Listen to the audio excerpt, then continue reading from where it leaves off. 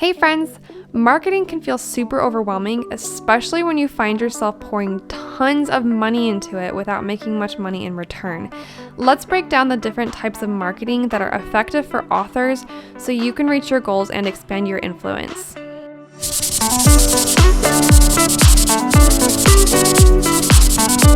So first, let's tackle the goals of marketing. You can spend money on marketing, you can focus on marketing for the sake of earning money. You can do marketing to boost your rankings on Amazon. You can do it to become a bestseller, like a New York Times bestseller or an Amazon bestseller.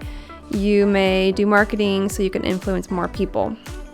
And depending on your goal, you're going to spend more or less money on marketing, or you're going to use different forms of marketing, and we'll discuss that. So some of the different types of marketing are influencer marketing, DIY marketing or do-it-yourself marketing, paid ads, email marketing, and organic and SEO. Some of these different types of marketing are kind of intertwined and they cross over a little bit, but these are the different categories we're going to divide our marketing into just so we can simplify it and help you understand what you can do as an author. So let's tackle influencer marketing now. The goal of influencer marketing is to gain instant credibility. When you are watching your favorite YouTube channel and you see somebody promote a product that is related to that YouTube channel, you're probably a lot more likely to trust that YouTuber who you've been listening to and watching for a long time than you are to trust the person who just came out with this product or this book, right?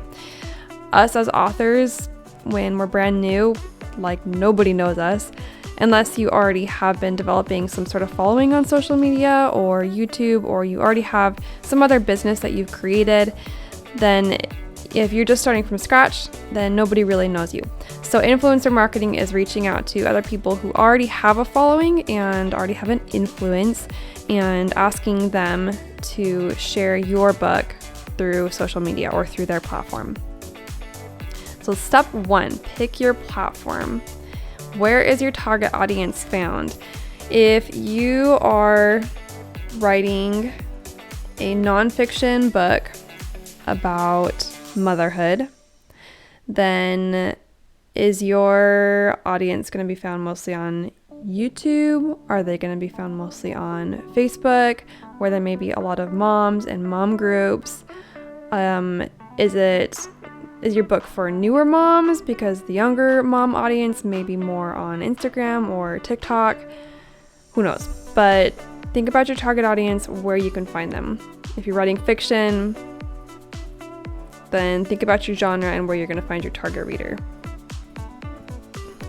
So there's YouTube, Instagram, podcasts, radio talk shows. Got lovely pictures here. Now, step 2 is to actually reach out to these influencers. And how are you going to do that? So generally, you'll try to find their email. Some influencers, for example, YouTubers, sometimes they'll put their contact information in the descriptions of their videos. Some of them have websites, some of them have contact forms on their blogs, and just find the best way to email them. What I would recommend is coming up with a list, so collecting a bunch of email addresses. If you're using contact forms, it's a little bit more difficult, but maybe just copy and paste the website address so you at least have it on hand and it's organized, and put all of these contacts that you want to reach out to into one document. That way, when you're actually sending out the emails and actually reaching out to these influencers, that you can keep track of who you've contacted and who has gotten back to you, who has responded, and you can start developing relationships with these people. That's point number 2 here, that it is better to develop relationships than it is to simply email a whole bunch of people and leave it at that. Because if you think about it, you are not the only one reaching out. There are hundreds and hundreds of thousands of other people who also have lovely books that they have written and other products that they're trying to sell, and they're constantly reaching out to influencers. So influencers get like tons and tons and tons of emails, probably every single day. And so just be aware of that not everybody's going to respond. Some influencers do charge to promote your product. Some influencers, especially if you can catch the smaller influencers that don't necessarily have as much of a following, may not charge you, and you can just offer them the free book. But we're going to discuss that actually in the next slide. And there is an option to look for help on Fiverr or Upwork. And I recently found someone who has a list already of a bunch of influencers in different areas. He knows a bunch of podcasters, he knows a lot of YouTubers, and what he does is he takes your book information and sends out a customized email to all of them for you, which is really nice because, I mean, he can send literally thousands of emails for you, which could take you like 10 weeks. It takes a long time to send emails and to respond, but it is expensive. Obviously, he's not doing it for free, but that is an option if you don't want to do that yourself, or you are having trouble finding people who are actually responding to you.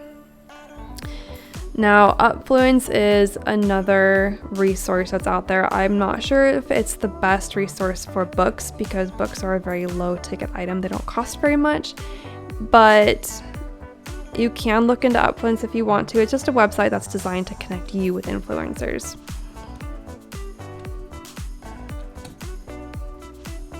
So step 3, just some extra tips basically. So make sure that your book addresses the needs or wants of their target audience, the target audience of the influencer. So if you have, again, a mom book, don't reach out to somebody who talks about cars and ask them to promote your book, because it's probably not a good fit. But you can look for moms who do talk about mom life and then reach out to them, right? And another thing to look out for is if you're finding a YouTuber or an influencer who already has a book that they're promoting for themselves, it's not as likely that they're going to promote your book, especially if they have, courses or products that they're promoting, and that's kind of the purpose of their YouTube channel. They're probably not in it to promote other people's products. But if you can find people or YouTubers or podcasters or radio talk show hosts, you name it, that are already doing that, like you've noticed that they already promote other people's books, then they'd be really great people to reach out to. Now, there's a possibly a higher probability that they charge for their services for promoting your book, but that's something to keep in mind. Definitely offer to send the book to them for free. Like I said, it's really nice if you can find influencers that are not going to charge you, especially when you're first starting off, because advertising can get really expensive and it honestly very rarely pays you back. With paid advertising, you generally put in a lot more than you get out of it, but we're going to also discuss that some more later and how you can make your paid advertising profitable. Make sure that they're using affiliate links.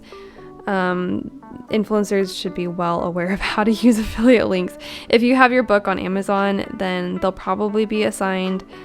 They'll have an affiliate account with Amazon, and all they have to do is go to your book, the page that you have on Amazon, and they copy the affiliate link and then paste it in their YouTube video description or share it through their podcast or whatever their platform is.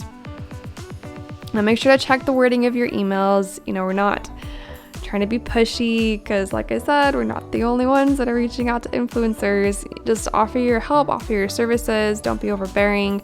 I don't think there's anything wrong with following up, but don't do it many, many times. Don't send them like 20 emails in 1 week. That's annoying. But you can offer to do a guest post on their blog. You could Ask them what sorts of resources they're looking for the people who watch their videos. But just when you're sending the emails, keep the mindset that you're being helpful, not overbearing. All right, next is DIY marketing or do-it-yourself marketing. And this basically is content marketing. So this is you creating blog posts, creating social media posts, YouTube videos, podcasts. This is a lot of work, but it's so worth it because it grows over time. And you also have the chance to influence people in so many more ways than simply writing a book. And at the same time, you can be advertising and promoting your book. And again, with this, I would not be pushy when it comes to advertising. Let your people know that your book is available and give them really good content with your blogs and your social media posts and your YouTube videos. Don't be stingy, because when people, think about it. If you feel like if someone's being a salesman to you, if they're just trying to sell you their stuff, but they're not really willing to give you great resources or great content, you're probably not as likely to buy from them, right? Like, you really do want to develop good relationships with people.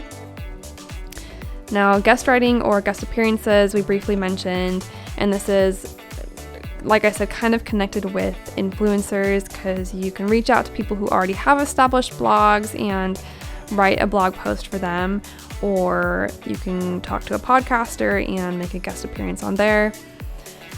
Now, the last one here, Facebook and Reddit groups, I have really struggled with, because most Facebook and Reddit groups do not allow promotions, right? I honestly have not found one yet that did allow for promotions. So when I hear the advice, you just need to go find some Facebook groups in your genre and post about your book, I'm honestly quite surprised. I should say there are some Facebook groups that are specifically for promoting your book, and those are great. But again, my problem with that is it's basically authors promoting to authors. It's not really authors promoting to readers, so you don't really get much out of it. You're not really gonna see a lot of sales necessarily.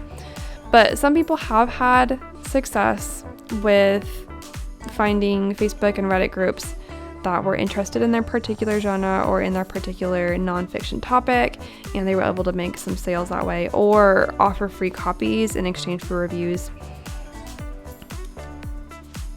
All right, let's go to paid advertising. And we've already discussed some possible paid forms of advertising through influencer marketing, but this is specifically paid ads like Amazon pay-per-click, Facebook ads, Instagram ads, Google and YouTube ads. The goal of this is generally to boost your rankings on Amazon or become a bestseller, like a New York Times bestseller, an Amazon bestseller, because paid ads are not likely to turn a profit for you, not by themselves.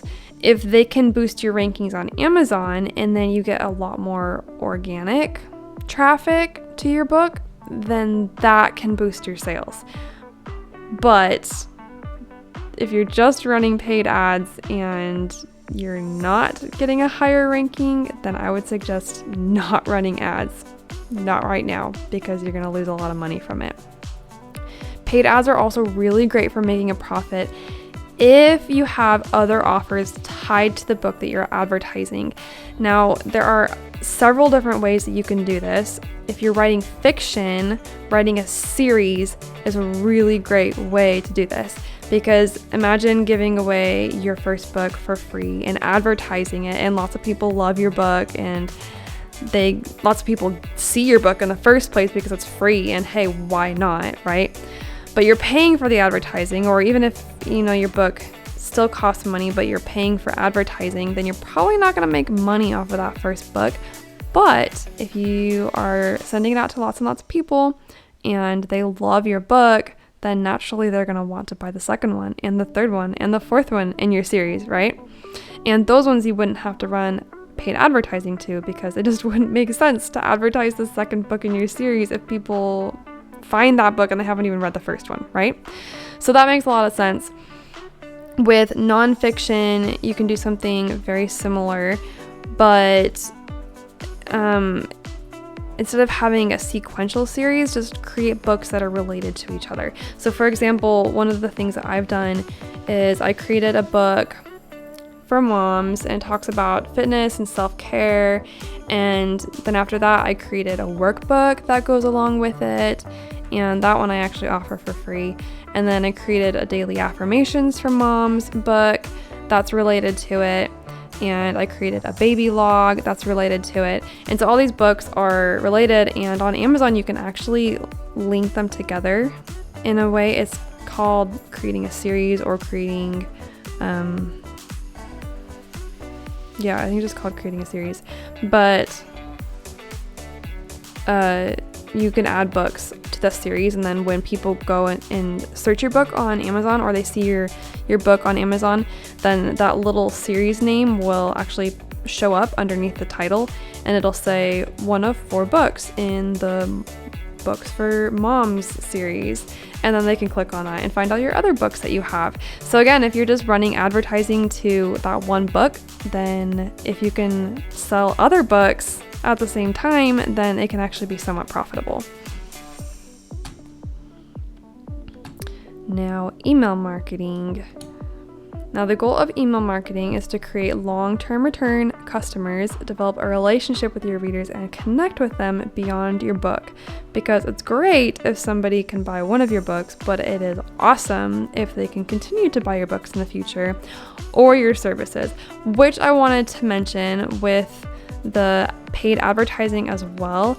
If you have a higher ticket offer, as in you're teaching a course, you have one-on-one coaching that you do, maybe you sell merchandise, whatever it is, if you have an offer that is related to the topic of your book and you're running advertising to the book, or maybe you're even giving away the book for free and you're advertising that, but in the book you're establishing credibility because you're writing about something that you know really well, and people are coming to know you as an author and coming to know your brand, then what you can do is inside the book at the beginning or in the middle of the book, all you have to do is put a little snippet saying, hey, I also offer this service. You can come take this online course, or you can work with me one-on-one, or here's other resources that I have.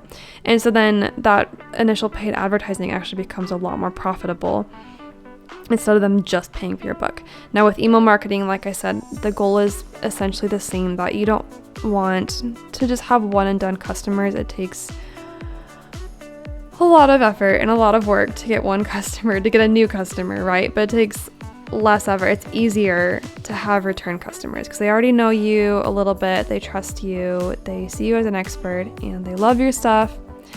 And having them on your email list is a great way to maintain that relationship and stay in contact. But the question is, how do you build an email list? Let's talk about it. List building 101.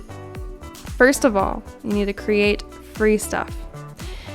And this could be calendars, it could be free books, it could be journals, it could be little affirmation sheets, maybe pretty little affirmation cards that you've created. If you're doing fiction, maybe you send free writing samples.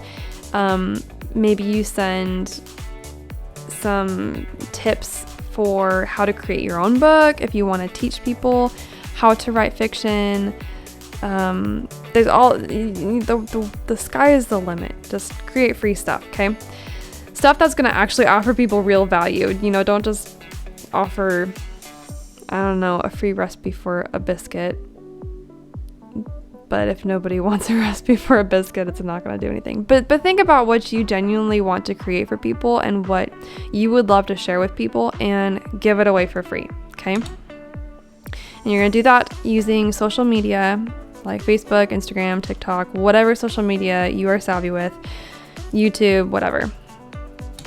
When people click the link that you give them in order to get the free stuff that you're offering, then they will give you their email in exchange for the free stuff. I am almost certain that you have done this at some point in your life, that you've seen some sort of free offer and you've typed in your email in a little box and clicked send me my free stuff, and then you get an email and you get your free stuff. Okay, it might be like free books, it could be free recipes, free meal plan, whatever. But I'm sure you have done it at some point in your life. That's why you get so many emails every single day, because you're subscribed to so many email lists. So yeah, we don't want to spam people, but when you have their email list, you then can continue to send them more free stuff, free information, free books, free journals, free wall calendars, you name it. And you get to build this relationship with your potential customers, right? And you can also start list building using your book. So if you're running a lot of advertisements to your book, if you're promoting your free book, you're giving away lots of free copies in your front cover or after a specific passage that you have written in a nonfiction book, you can create a freebie offer. And if it's a paperback book, then just create a QR code. There's QR code generators all over the web. You just have to Google search it and generate a QR code and pop that into your paperback book, and then people can scan it with their phones and sign up for your email list and get their freebie offer, right? Or if it's an ebook, you can just include a clickable link within the ebook. And what I mean by after a specific passage of nonfiction is, if you're not writing fiction, this would be really weird if you did this in a fiction novel. But with nonfiction, if you have a section, back to the mom book example, if you have a specific section that's talking about making healthy desserts, then in that section, after you've kind of talked about the healthy desserts a little bit and some of the benefits, then you can have a little link or a QR code for a free dessert book, or dessert recipe book, or a free dessert recipe card or something like that. And then people can get their free desserts, right? So now let's go to organic and SEO. The goal of this is to have steady growth over time so you can spend less and less on paid advertising while gaining more and more visibility. And this is done by doing basically everything that we've talked about yourself, okay?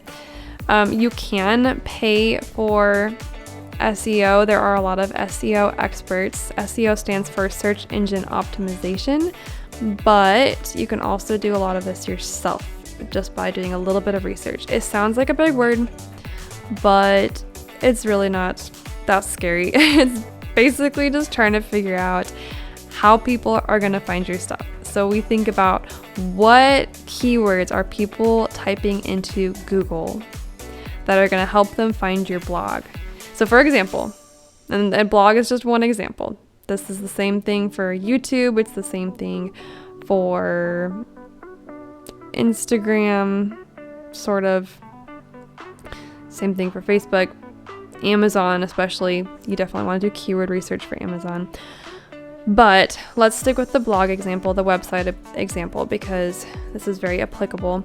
If you have a specific topic that you want to write about, let's say that you're going to write about creating character conflict and how you do it with your novel, then you can go to the Google search bar and start typing in character conflict and pay attention to what automatically shows up. You know how when you type something into the Google search bar, how it gives you these examples or these suggestions under the search bar? So pay attention to what pops up, because those search suggestions are generally things that have been searched a lot by other people. And those are really good keywords to write about. And oftentimes the longer the keyword, the better, because the shorter keywords tend to be very competitive. Those are keywords that a lot of people are searching for, but also a lot of people have already written about. So if you can start small and find the longer keywords, so when you're typing into Google, just kind of keep typing and keep seeing what pops up. You know, if you're typing character conflict or character internal conflict, and then see what the suggestions are after you type all 3 of those words and see what Google tags onto the end of those words, then pick one of those and write an article about it. And with search engine optimization, with SEO, you're going to want to make sure that you include that keyword in some of your headings on your blog post, within the descriptions, within the first line, within the title. Don't necessarily overdo it, you know, don't make it cheesy or sound funny or anything like that, but make sure you're using that keyword, because it's going to help Google recognize that your article is talking about that keyword. And so when people search for it, then it's more likely to push your blog post to the front page of Google, where people are going to actually find it. So that's pretty much it. Marketing is a lot of work, and it can cost a lot of money depending on what your budget is. But now you have a better idea of what the different types of marketing are and what may be the best marketing strategy for you. So just take this list and try a few things out. I would not recommend spending a ton of money on marketing until you know exactly what your goals are. But beyond that, good luck, and you got this.